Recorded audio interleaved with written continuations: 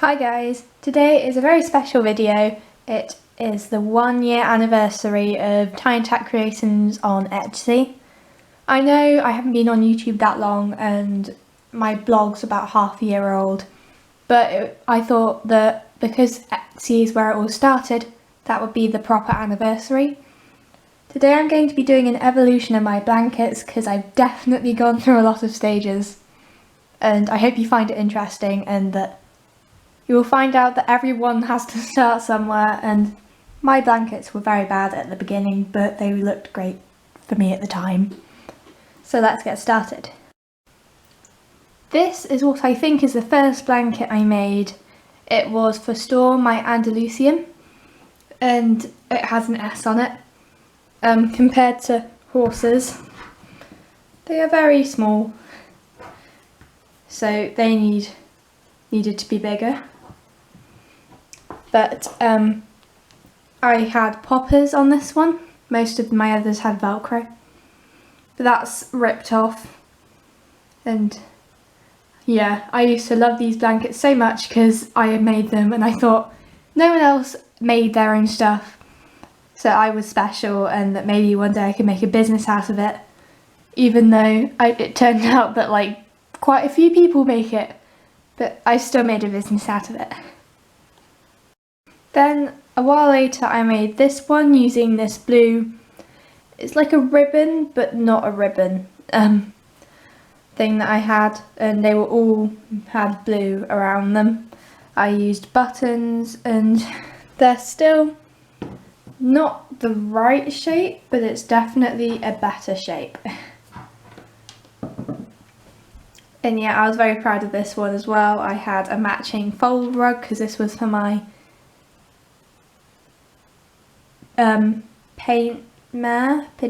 Pinto mare.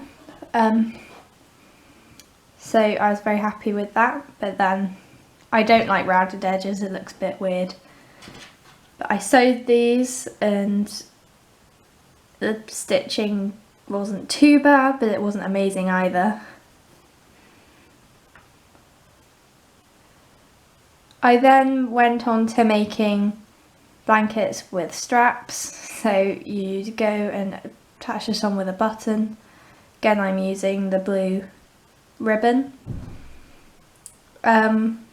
This one was alright, the strap is way off, and I think I then started putting two on, but they didn't go diagonally. You'd have one that went there and another one here, but then I started doing them diagonally.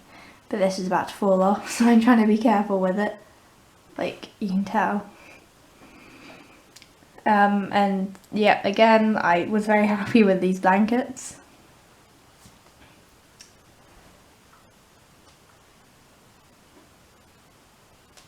After that I went through a few stages, so I can't really remember what came first, but I started crocheting, which I thought was really cool.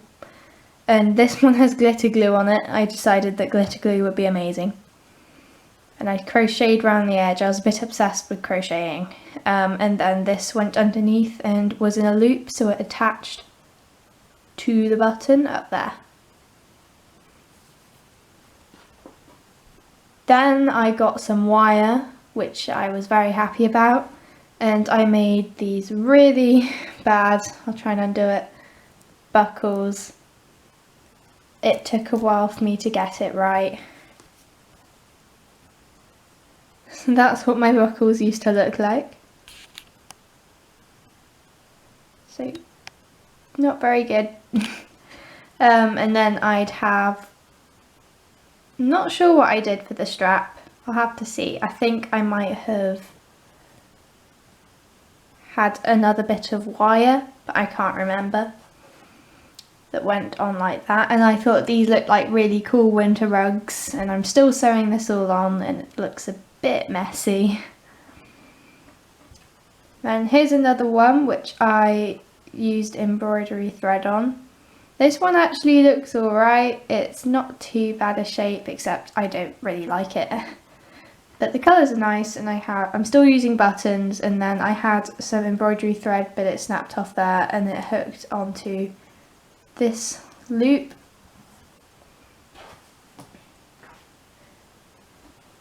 I then decided that I wanted to go back to simple rugs, so I made ones like this. Sorry, this is one of my newer horses. This is Amber. She's being the model today. So these ones are like nice, they're quite simple. I made more after these which were a lot better, but this was for a horse I called Black Beauty back then, so that's why it's got BB on it. I did that for quite a while, and then I got some ribbon and I made stuff like this. So I have got round buckles instead of square buckles. These haven't changed that much, the like single buckles, except I do have round nose pliers as well as just normal pliers.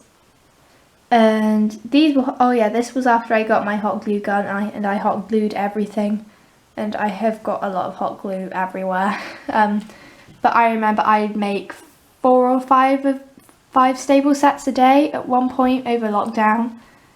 And over lockdown my blankets changed quite a lot, because it went from this to this. This is one of my recent blankets. It is for one of my repaints. And I am using shop bought rings, square buckles, and the single buckles have improved. There isn't as much glue hanging around, you can't really see it as much, and I use PVA on this bit down the middle and for the felt. And the shape's a lot better, it's nice and square, and it generally looks neater and more realistic. I really like this style of blanket. I'd really like to try making more realistic ones using fabric, not felt, and having 2 different colours at the top and the bottom. But I really like these ones, so I might just stick to these for now. Thank you for watching. I hope you found this video interesting. I hope it inspires you to keep on going and you'll eventually make a blanket you're really happy with.